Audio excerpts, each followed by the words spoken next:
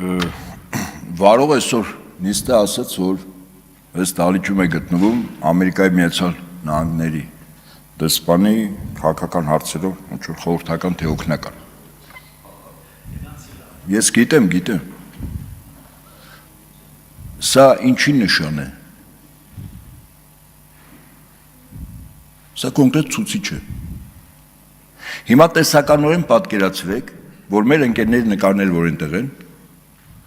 առաջին երկու շարքում նստած էր լինելու կամ կարող էր նստած լինել ԱՄՆ-ի դեսպան իր աշխատակազմով։ Հաջորդ երկու շարքում Եվրամիության դեսպանը իր աշխատակազմով, իսկ վերջին շարքում էլ այլ երկրների դեսպաններ։ Այս դահլիճում ասեղ գցելու տեղ չէր լինելու։ Էլ չեմ ասում, որ լրագրողների աշխատանքային վայրում հայտնվելու են քաղաքապայմանագրի բոլոր պատգամավորները։ Եվ եթե դրաներ ավելացնենք, ենթադրենք, որ Եվրամիության դեսպանը եւ Հայաստանում եւ ԱՄՆ դեսպանը այս ամբողջ խոսք էին ասելու, դուք պատկերացնում եք ինչ վիճակ է լինելու։ Իսկ ինչու այդպես չեղավ։ Ասեմ ինչու չեղավ։ Անցյալ տարի հունիս 12-ին ազգային ժողովի մոտ եղավ բախում։ Ոստիկանությունը կիրառեց անհամաչափ ուժ, օգտագործեց հատուկ տեխնիկական միջոցներ, որի իրավունքը չուներ, կոնկրետ այդ տեխնիկական միջոցների։ Ձերբակալվեցին տասնյակներով մարդիկ, նվաստացումներ, խոշտանգումներ, դատական պրոցեսներ։ Իսկ ինչ ասում Հայաստանի Հանրապետությունում հավատագրված դեսպանը եւ այդ դեսպանությունը, այս հայտարարությունից երկու տարբերություն կարդա, որով հիմնավորում եմ, թե ինչու այնտեղ նստած չեն։ Ասում է. մենք ցուցարարներին հորդորում ենք հավաքների ազատության իրենց իրավունք տիրացնել պատասխանատու կերպով, զերծ մնալով բռնություն դրսևորելուց։ Պարզ է, չէ՞։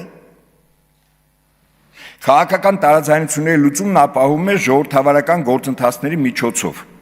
Ասեք կենասնա, լողոզելուց հետո, ժողովրդին մեղադրելուց հետո, հաջորդ տարբերությունը։ Միացյալ Նահանգների դեսպանությունը նաև խրախուսում է իրավապահներին հասարակական կարգի պահպանում իրականացնել քաղաքացիների խոսքի եւ հանրավակների ազատության իրավունքի ապահովմամբ եւ քննություն իրականացնել բոլոր այն միջադեպերով, որոնց ընթացքում տեղ են գտել ընթացակարգերի հնարավոր խախտումներ, այդ թվում ցույցեր լուսաբանող լրագրողների հետ կապված։ Այսինքն տասնյակներով ծեծել, ջարդել, մեքենաներ մեջ նվաստացնել, հետո ժամանակավոր պահման վայրերում նվաստացնել, հետո մարդիկ հաշմանդամ դարձան։ Եվ էս է Ամերիկայի դեսպանության կեցվածքը։ Ես կարծում եմ, որ այս հայտարարությունից հետո համարժեք արձագանք չեղավ։ Ոչ միայն այն ժամանակ Տաուշը հանուն հայրենիքի կամ հետո սրբազան շարժման ղեկավարների կողմից, ընդհանրապես Հայաստանում ընդդիմադիր դաշտի կողմից չեղավ համարժեք։ Սա նշանակում էր, ինչ որ ես կարդացի, Նիկոլ Փաշինյանին 100%-անոց կանաչ լույս տրվեց, ցանկացած գործողություն անելու։ Ես համակարծիք եմ իշխանությունների այն ներկայացուցիչների հետ, որոնք ասում են, որ քաղբանտարկյալ չկա, ես էլ եմ գտնում քաղբանտարկյալ չկա։ Կամ պատանդառուներ, գերեվարվածներ, պատանդ են այդ մարդիկ։ Հիմա առաջարկս ճիշտ թիրախ ընտրել, իսկ մենք ճիշտ թիրախ չենք ընտրել։ Եվ այդ թիրախը ոչ ազգային ժողովն է, ոչ կառավարության շենքն է, ոչ էլ նախագահի նստավայրն է։ Հայաստանի Հանրապետությունում երկու շենք կա։ Հայաստանում ԱՄՆ դեսպանությունը եւ Եվրամիության դեսպանության շենքը։ Իսկ որպեսզի իմ ասածը ես ավարտեմ, տեսական չհնչի, բերեմ երկու փաստ, թե ինչ ասել է ԱՄՆ դեսպանից պահանջել, որ իրավունք ունենք, որտեղ ԱՄՆ-ն է եւ Եվրամիությունն է աշխարհում ներկայանում մարդու իրավունքների պաշտպանության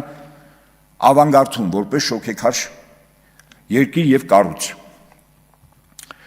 Անցյալ տարի մայիս ամսին արտգործնախարարության մեջ մեծ ցույց եղավ։ Իշխանությունները ձերբակալեցին մի քանի տասնյակ քաղաքացիների։ Հաջորդ օրը հայկական ժամանակը վերդիկտը դրեց։ Պետք է ձերբակալվեն նաև այդ հավաքի փողոցային անկարգություններ կազմակերպիչները։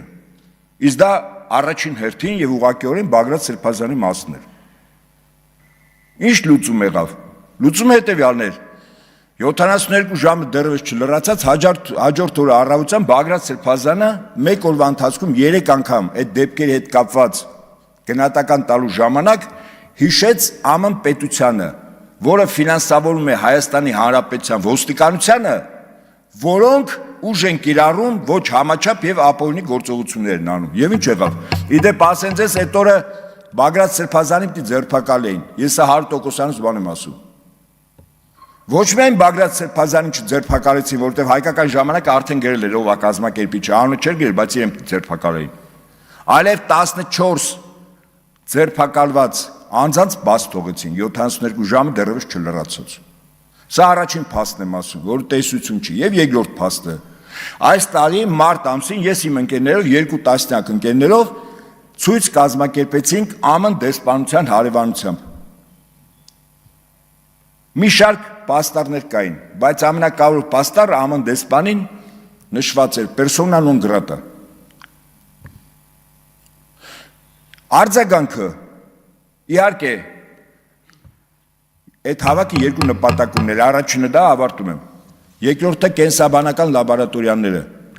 Արձագանքը մեկ օրվա մեջ 760 հրապարակում 10 պետությունում։ Ընտրենք ճիշտ թիրախներ, ես ձեզ վստահեցնում եմ, իրավիճակը գլխիվայր եւ որակապես շուռ կգա։ Պահանջատեր լինենք այն կառույցից եւ այն պետությունից, որը կարող է ճնշել մեկ զանգով այս հարցերը լուծելու համար։ Իսկ վերջում, որպեսզի մեզ համար պարզ լինի ինչ ասել է Ամերիկայի Միացյալ Նահանգներ, Հայաստանում կա հակակոռուպցիոն կոմիտե։ Այդ կոմիտեն ԱՄՆ-ի կողմից ստեղծված կառույց է երկիր մոլորակի բոլոր պետություններում, ֆինանսավորման, կազմակերպական, խորհրդատվական եւ այլն։ Այնպես որ այս գործի մեջ ականջներ կան, ճիշտ թիրախներ եւ լուծումը իրանց սպասեցնել չի տա, շնորհակալություն։